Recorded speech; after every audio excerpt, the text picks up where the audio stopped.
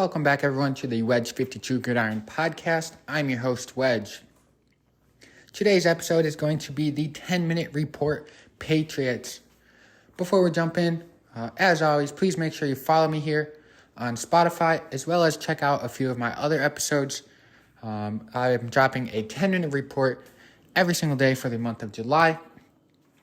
And if you guys are unfamiliar with the 10-minute report series, that is where I take 20 minutes of study plus my already established knowledge to create a 10-minute podcast. With that being said, let's jump into today's episode, the 10-minute report on the New England Patriots.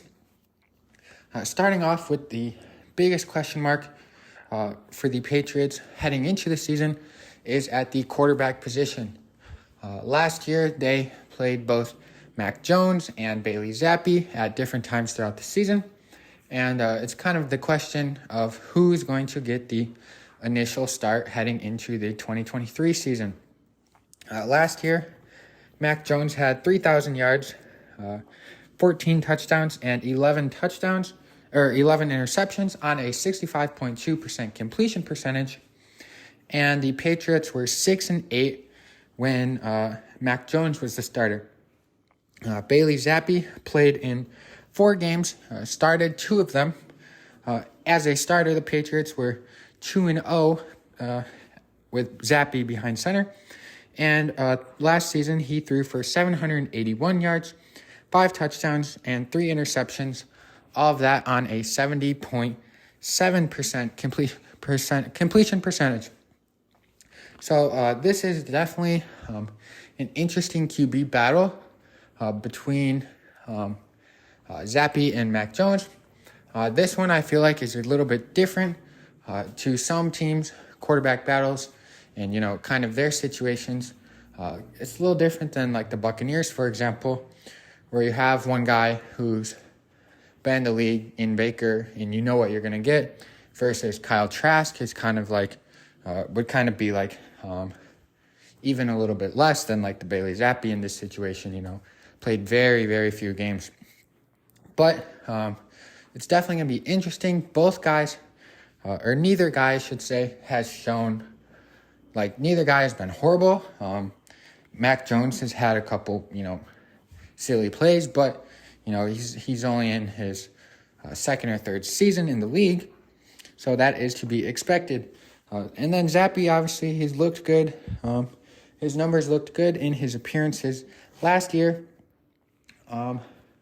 Whichever quarterback they decide to go with will be behind the new quarterback coach, Bill O'Brien, who is most recently been Alabama offensive coordinator / quarterbacks coach. As well as before that, he was the Texans head coach from 2014 through 2020. And some of his tenure in Houston included him also being the general manager for the Texans. So moving on to a couple of the free agent signings that the New England Patriots made this offseason. Let's start off with Juju Smith-Schuster, who last year had 933 yards and 3 touchdowns in Kansas City.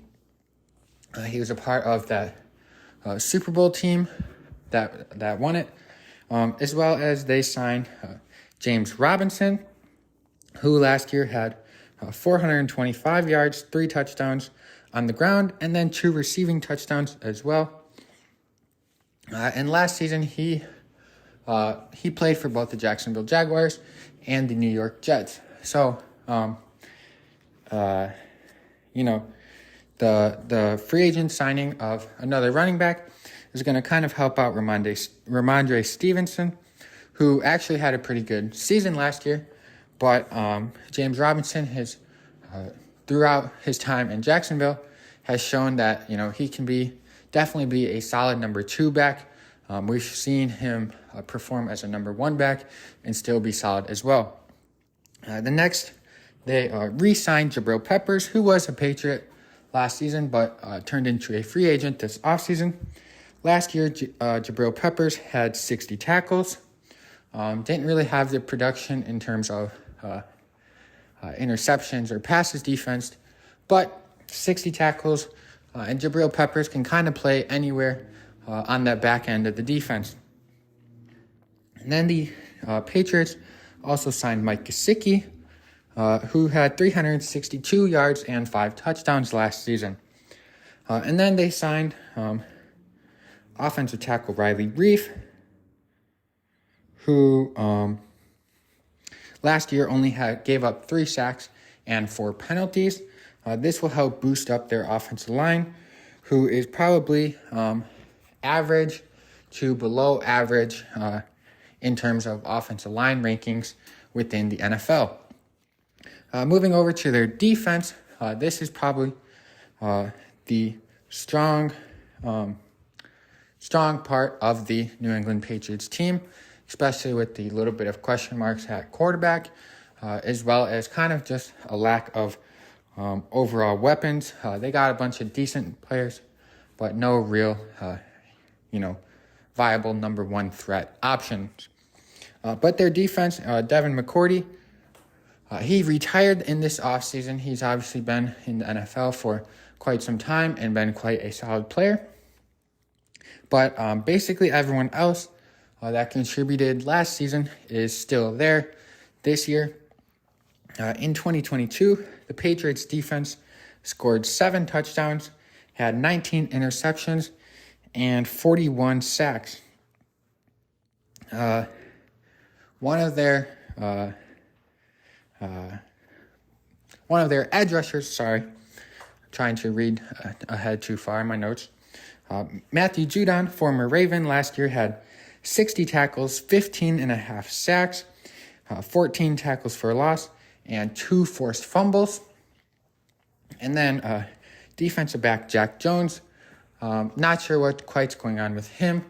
All I know is he is facing possession of gun charges right now, and I believe his next hearing for that is middle of August. So I'm not sure if that will result in any charges against him or, convictions, which would, ultimately force the NFL to do a suspension. So his status is a little bit in limbo, but, I don't think it's going to make or break their defense. And then in the draft, the Patriots, they want to emphasize their defense and keep it strong. I think it's definitely going to be critical for the Patriots, especially in the division that they are in. They have such a strong defense and still may get outmanned by at least, a couple of the offenses, whether that be the Dolphins or the Jets, maybe the Bills. Obviously they have Diggs, but other than that, they drafted Christian Gonzalez, cornerback out of Oregon, 17th overall, who had 50 tackles, 4 interceptions, and 7 passes defense last season, as well as 46 overall, edge rusher from Georgia Tech, Keon White. He had 54 tackles, 7.5 sacks, and 14 tackles for a loss last season. And then with their third selection last draft in April, they selected Marte Mapu, who is a safety from Sacramento State, who last season had 76 tackles, 2 interceptions, and 6 tackles for a loss. So the Patriots, have decided to maintain and make sure that they can keep that strong defense, not only for this season, but for the next few years to come by drafting their first 3 draft picks as defensive players. And then now moving back to the offense, just kind of some of their other players on offense besides the free agent signings that I talked about a few minutes ago. They have Ramondre Stevenson, who, like I said, had himself a pretty solid year last year with 1,040 rushing yards and 5 rushing touchdowns to go along with 421 receiving yards and 1 receiving touchdown. They also have Devontae Parker, who last year had 539 yards and 3 touchdowns.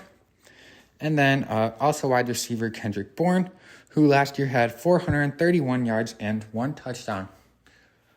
So those two will be joined by Juju Smith-Schuster and then tight end Mike Gesicki, who they signed this offseason, is going to be joining tight end Hunter Henry, who had 509 yards and 2 touchdowns last season.